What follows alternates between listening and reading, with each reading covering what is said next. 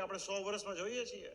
100 વર્ષમાં એક ફાંટા નહીં, 20 કરતા પણ વધારે ફાંટાઓ છે, અને ભવિષ્યમાં પણ થશે. ત્યારે હાઇપોથેટિકલી મને એક જણાએ કીધું કે જીસસ ક્રાઇસ્ટનો સંપ્રદાય 2000 વર્ષ જૂનો છે અને એના લગભગ 200-300 જેટલા ફાંટાઓ છે. તો એ પ્રમાણે આપણે એટલા નથી થયા એવો એ આશાવાદ વ્યક્ત કરતા હતા. પણ કાળા માથાનો માણસ લગભગ કોઈની નીચે રહેવા ટેવાયેલો નથી, અને પોતાનું કરવું જ પડે ધાર્યું માટે આજકાલ આવી બધી સિસ્ટમ ચાલે છે. સદગુરુ ગુણાતીતાનંદ સ્વામીએ તો વર્ષો પહેલા કીધું શાનમાં કે ભગવાનમાં જોડે તે સંત અને પોતાનામાં જોડે ને એ અસંત. આજકાલ માધ્યમ એવું થઈ ગયું છે કે પોતાના શિષ્ય વર્ગના માધ્યમથી ગમે એમ કરીને એ ગુરુઓમાં જોડવાનો કાર્યક્રમ ચાલતો હોય છે. જ્યારે અમારો પ્રયાસ આજે પણ 200 વર્ષ પછી હરિભક્તજનોને વડતાલ વિહારી હરિકૃષ્ણ મહારાજ લક્ષ્મીનારાયણ દેવ ગાદીમાં જોડવાની વાત છે. બાકી મહારાજે એમ કીધું છે કે જેને મોક્ષનો ખપ નથી ગમે તેમ ચાલે, એની પર અમારો હુકમ નથી.